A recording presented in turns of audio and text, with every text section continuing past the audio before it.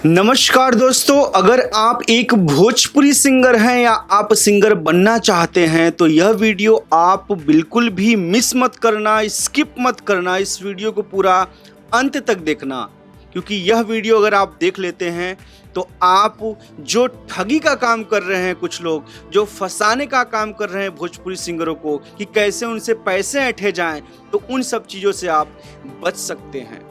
दोस्तों, बहुत ही बारीकी से समझाने की कोशिश करूंगा कि कहां, कैसे और कब भोजपुरी सिंगरों को लूटने की कोशिश की जाती है और कौन करता है। आप बारीकी से समझना, और अगर हो सके तो जब आप समझ जाना तो इस वीडियो को आगे भी शेयर कर देना, ताकि और जो भाई हैं वो भी समझ जाएं।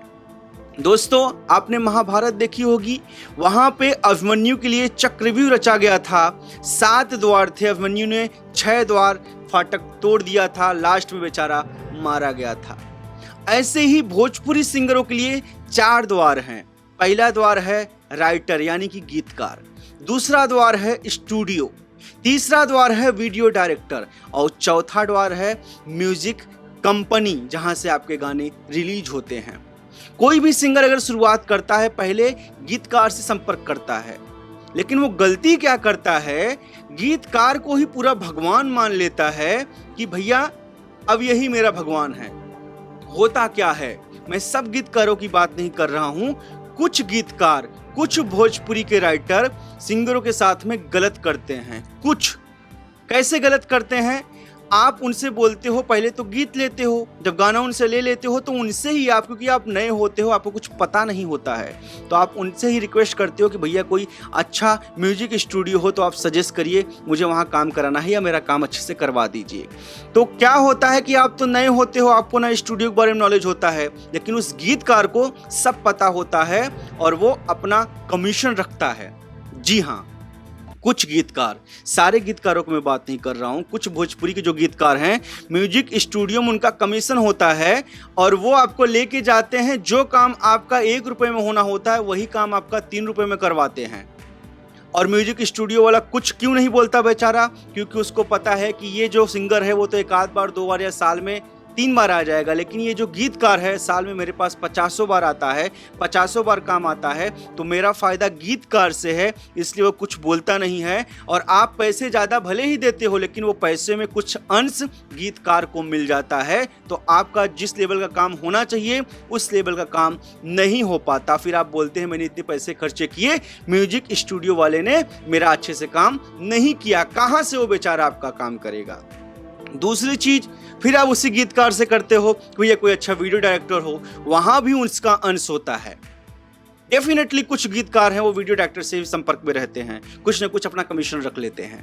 यही चीज बहुत सारी म्यूजिक कंपनियां हैं जो कि अगर आप न्यू ट्रैक और अच्छा वीडियो बना के देते हैं तो म्यूजिक कंपनियां फ्री में रिलीज करती हैं, कोई रिलीजिंग चार्ज नहीं लेती अगर आपका अच्छा ऑडियो वीडियो कॉपीराइट नहीं है तो। लेकिन वही गीतकार क्या बोलते हैं कि भैया यहाँ से इतना चार्ज लगेगा, इतना 1000 देना पड़ेगा, तो वो उनके जेब में चला जाता, आपको पता नहीं चलता। ऐसे ही क्या होता है, अगर आप म्यूजिक स्टूडियो वाले से बोलते हैं कि रिलीज करवा दीजिए, तो वो भी फ्री में करवा सकते हैं कुछ लोग रिलीज, लेकिन क्या करते हैं, कितना चार्ज लगेगा, वहां भी आप फंसते हैं। कभी कभी कुछ लोग वीडियो डायरेक्टर से बोलते हैं कि मेरा गाना रिलीज करवा दीजिए, तो वहां भी आप फंस जाते हैं। फ्री में भी रिलीज हो रहा है तो भी आपसे पैसे ले लिए जाते हैं। मेरे कहने का मतलब सिर्फ इतना है, आप आत्मनिर्भर बनो। अगर आपने कोई गीतकार से गाना ले रहे हैं, गाना लेने के बाद खत्म कर दो कहानी मैटर, वहीं खत्म कर दो कहानी मैटर, फिर खुद से स्टूडियो को सर्च करो, खुद जाओ, उसके कहने पे मत जाओ, उसको भगवान मत मान लो, वो गीतकार हैं, आपका नसीब उनके हाथ में नहीं है। नहीं तो न जाने कितने लोगों को वो स्टार बना चुके होते, यहाँ तक छोड़िए वो खुद ही स्टार बन जाते अपने गाने गा के। तो ये मत सोचिए कि अगर गीतकार ये है तो मेरा भगवान है, भगवान नहीं है, आप पैसे ले रहे हो। भगवान वो होता है जो फ्री में काम करता है, आपको दया दिखाता है। अगर आप पैसे लेते हैं तो आप भगवान नहीं हैं, जो कि अक्सर जो भोजपुरी नए कलाकार हैं गीतकार को भगवान मान लेते हैं। कुछ गीतकार बहुत ही गंदे हैं भोजपुरी में, लेकिन कुछ गीतकार सच में भोजपुरी में भगवान तुल्य हैं। ऐसे ही कभी कभी स्टूडियो में भी होता है, सेम चीज़ यही स्टूडियो वाले, कुछ स्टूडियो वाले करते हैं। उनके पास जाते हैं तो वहाँ का वीडियो डायरेक्टर से कमीशन संपर्क होता है, म्यूजिक से कमीशन संपर्क होता है। तो मैं आपसे सिर्फ इतना कहना चाहूँगा कि अगर आप भोजपुरी सिंगर हैं, गीतकार को पैसे दिए, गाना लिए, चैप्टर क्लोज। म्यूजिक डायरेक्टर के पास आप डायरेक्ट गए, वहाँ आपने गाना गाया, क्योंकि अगर आप डायरेक्ट जाएंगे तो फर्क पड़ेगा, काम भी अच्छा होगा आपका, प्लस आपके पैसे भी कम लगेंगे। यही सेम चीज वीडियो डायरेक्टर में भी लागू होती है और यही सेम चीज कंपनी में भी लागू होती है। अगर आप किसी के माध्यम से कंपनी से गाना रिलीज कराते हैं तो आपको उतना प्यार दुलार, उतना रिस्पेक्ट या उतना आपको नहीं रिस्पॉन्स मिलेगा कंपनी से, जितना आप स्वयं कंपनी में जाके अपना ऑडियो वीडियो देते हैं, स्टाफ से मिलते हैं, मालिक से मिलते हैं, तो वो दूसरी बात हो जाती है। ये बंदा डायरेक्ट आया है।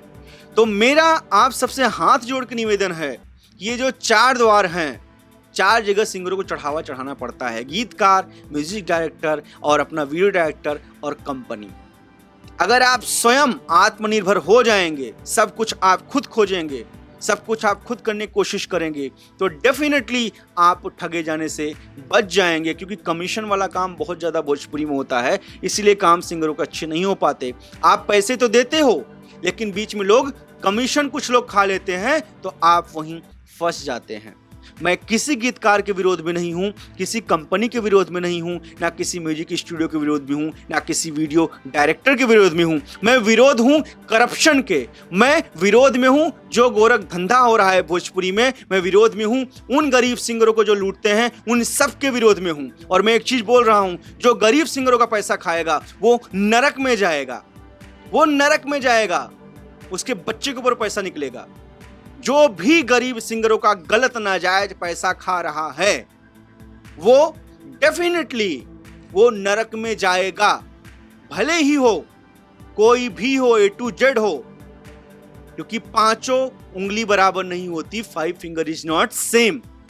अच्छे लोग भी हैं, गलत लोग भी हैं, लेकिन आप लोग समझ जाओ ये 4 द्वार हैं, बच के आप लोग डायरेक्ट काम करो। गीतकार के थ्रू स्टूडियो मत जाओ, किसी के थ्रू मत जाओ, किसी के थ्रू जाओगे कमीशन में फंस जाओगे।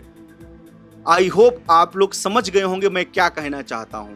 अगर आप समझ रहे हैं तो सिर्फ समझे ही नहीं, इसको रियल लाइफ में भी आप लोग ढालें, इससे आपका बहुत फायदा होगा, बहुत पैसा बचेगा और आप नए नए लोगों से जब बातचीत करेंगे तो आपका स्वयं पर्सनल व्यवहार बनेगा, ना कि दूसरे के माध्यम से। आप दूसरे के माध्यम से जाते हैं तो उसका व्यवहार बनता है, आपका व्यवहार नहीं बनता।